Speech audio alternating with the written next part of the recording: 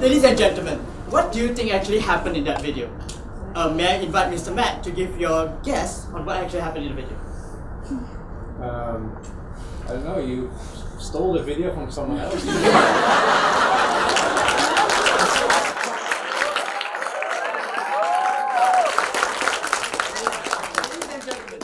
Thank you, Mr. Matt, for your guess.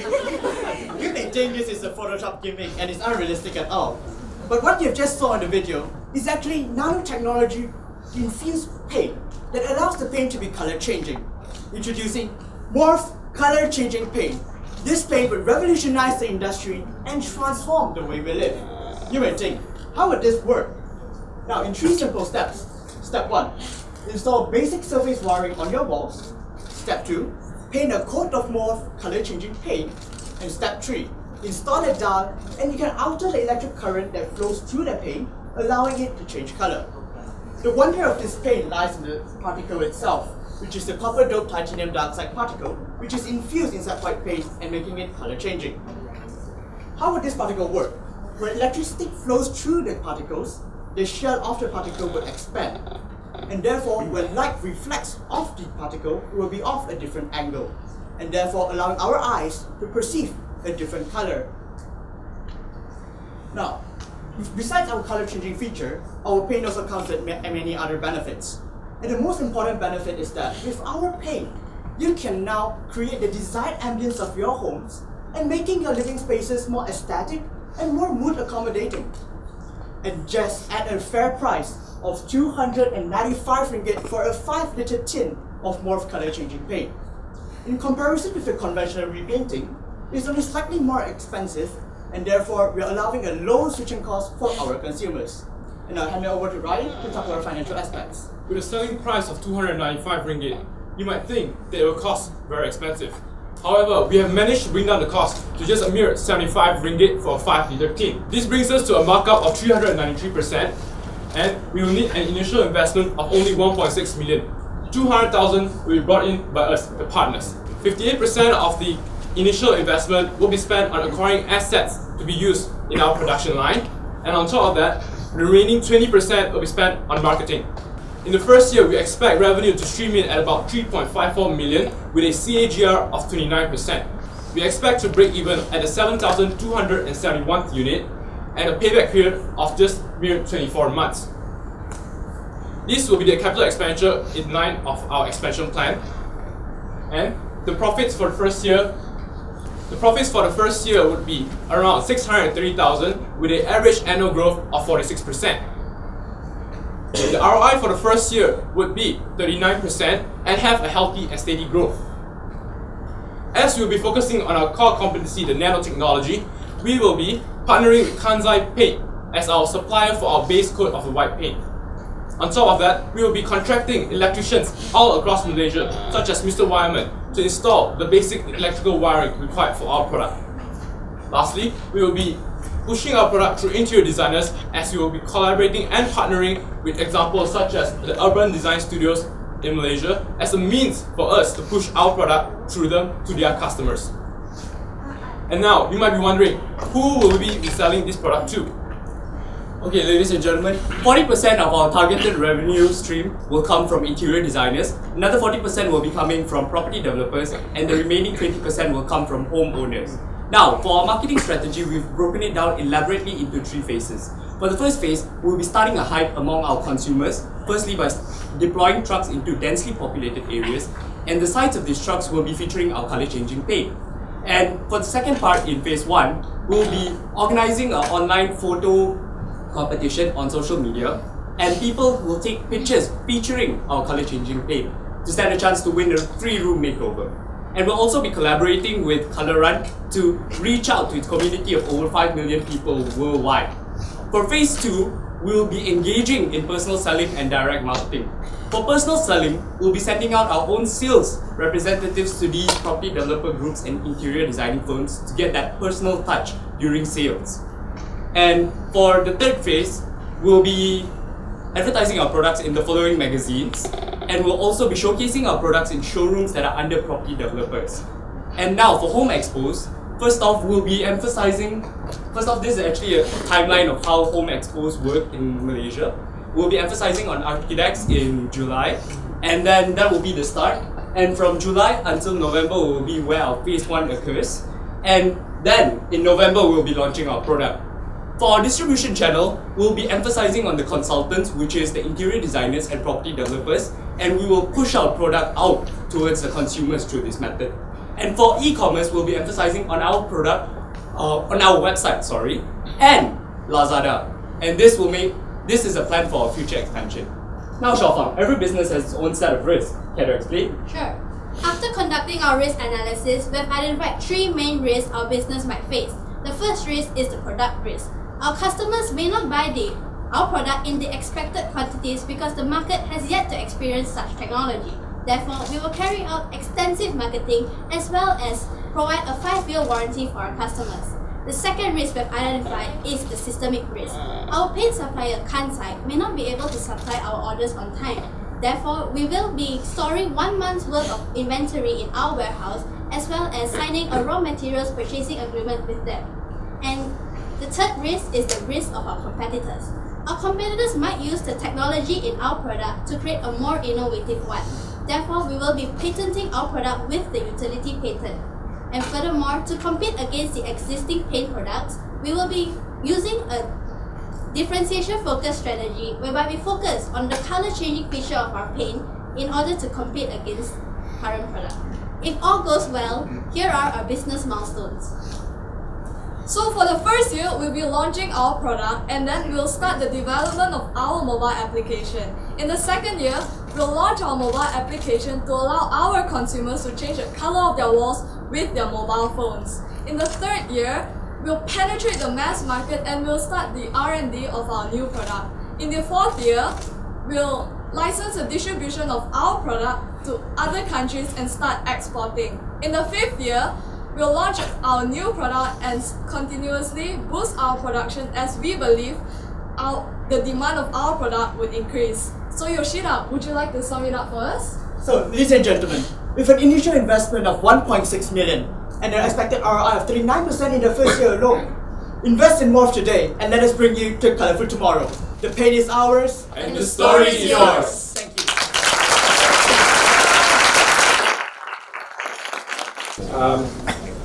Just wondering, right? So some of the ideas I heard earlier today, there was a clear sort of problem statements that they had, sort of problem that they were trying to solve or the passion that they had why they want to do this sort of business. I just want to hear your story. What made you think about going into the paint business, and what is the real problem that you're trying to solve? Thank you for your question. To answer that question, our color-changing paint, we're mainly targeting at property developers and interior designers, as we believe that our product can create more possibilities for interior designers and provide the platform for them to showcase their own creativity and how versatile our paint can be in the interior designing business. So, for example, interior designers that use our paint cannot just stick to one color scheme, but have more room for their creativity in their products. And this will add value to their products. Thank you. Why are you so passionate about that problem? How am I so passionate about Yeah. that product? Because, to be honest with you, the interior designers nowadays, normally they work with one color scheme. Am I right? So, with that one color scheme itself, it kind of restricts themselves. They can only use this furniture with this color. So with this kind of paint, we can have multiple possibilities. They can have their own creativity, they can unleash their own talents, they can showcase themselves. I understand that problem. Yeah. I'm just wondering why you chose this particular problem. You know, I sort of expect, because you went into the technical details and the chemistry, which I thought was interesting. I sort of thought that someone had maybe a chemistry background or very passionate about that ended up doing accountancy. You know, like I was sort of looking for a story like that. But Right, thank you for your question, Mr. Matt. But how this business actually was founded was when I was trying to repaint my own room. Right? We actually put it inside the business proposal. But how it began was I had a huge argument with my parents to change the color of my room. Okay? So normally as a parent, you wouldn't just allow your child to just, you want it to be blue, grey or anything, then it become like, it's too troublesome, maybe you won't like it in the future. So how we come up with this is because it can solve all my problems, and we look at it as cost savings in the future. Meaning, I can change it, now we paint it white, but at the same time, at any given time, you can just change the color of the walls to maybe red, blue, cyan, or even magenta. So actually, the variety of colors is actually 360 degrees of spectrum. So it's unlimited possibilities. Monsi from KPMG. I suppose it follows a bit from Matt's question. What is the compelling reason for me as a consumer to buy your product? Because my furniture is fixed. The colors of the furniture don't change, right? And you keep changing the colors of the wall, then it doesn't match. The decoration and interior design. So that doesn't quite compel me to buy your product. So what is your compelling reason? Thank you for your question, Ms. Monty. Your question is that what makes you want to buy our product as your furnitures are fixed, correct? What we're trying to achieve here is when, if let's say you have painted it blue originally, but now in the future, let's say if it comes to festive seasons, you might want to repaint it again and again and again, correct? And then by applying our paint has this nanoparticle that strengthens the bonds and makes it longer lasting.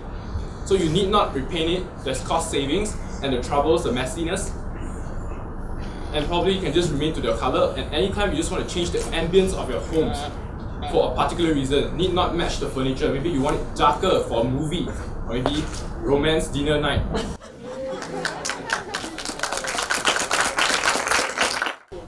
Actually, my question is very closely linked. I was going to ask about problem statement. In the business world, we always look at what is the problem statement and the cost for change, and also closely linked to Monsi's question on as a consumer, what am I looking for? Because you were looking at targeting your customers at interior IDs as well as property developers, but ultimately the people who are buying are people like us seated here, right? So I'm just thinking whether your marketing plan is also looking at that aspect, ultimately the buyer. Okay, here's the thing, Ms. Monsi. If we, I'm so sorry. Thank you for your question, Ms. Super. The thing is, if we do actually penetrate the mass market in the first year, there's a very high chance that we will get crushed.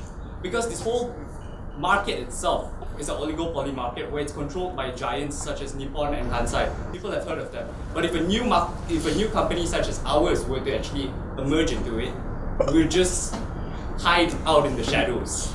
So the thing is, by penetrating into a smaller niche market, we can actually spread our reach out more towards this mass market in the second year on the following years.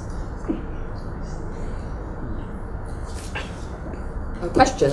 This is for indoors, is it? Because if you put the electricity for outside, so it's for indoors. Yes, it's for indoors. 5 years warranty. So what does the 5 years warranty cover? Because the paint for 5 years. Just wondering. Thank you for your question. This 5 years warranty would actually cover defects in the particles itself. So if the product itself, the particle isn't strictly aligned or there's problem within it, electricity cannot flow through the particles, the paint won't work, then you can actually claim the warranty from us. Hi, Iza from Deloitte. I have a question about nanotechnology paint. Is there a distinct first mover advantage here? And what is the estimated size of this market for color changing paint? Right, thank you for that question. The estimated size of the the paint market itself in Malaysia in 2017 was 3.64 billion ringgit alone. And our expected revenue in the first year would be just a mere 0.1% of this home Malaysian paints and coatings industry. So therefore, we believe that we have a lot of room to grow. And our color changing product itself, we are mainly selling it as a gimmick. So we think that our product is disruptive enough to the market because the paint market overall is quite matured, lacks innovation. It's just paint. And then with us coming into the market, we'll bring something new. We bring technology. So this would actually make us have a foothold in the market. So you believe you'll be the first in the market? There won't be anybody else coming in with the same color changing goods? Okay. Alright. quick question here. In the year one, the profit expected is 600,000. And I think in one of the pages you say you will sell 12 units of paint in the first year. So 12 units of paint in the first year can generate 600,000 profit. So sorry, I believe that is a typo. It's 12,000. 12,000 units. Yes. So sorry. Just thinking about it a little bit more now, right? Coming back to the problem, I think the market actually addressing is like kids' rooms, children, right? Because they, maybe first you have a baby room, right? But when they turn like 4 or 5 year old, they're bored with the baby sort of wallpaper, that sort of thing. That's when you want to change the color. So maybe start thinking about that particular niche of kids' rooms. And the other thing, and maybe I just want to get you to think about it, rather than competing with the big guys like DuPont and Nippon, right? Because they're huge, right? They're big players. They have scalability already.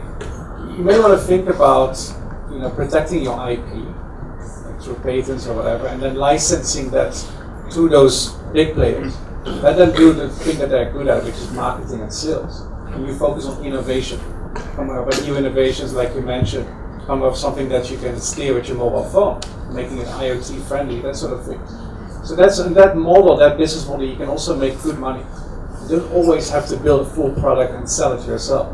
You can work with partners. So maybe something to think about as well. Thank you.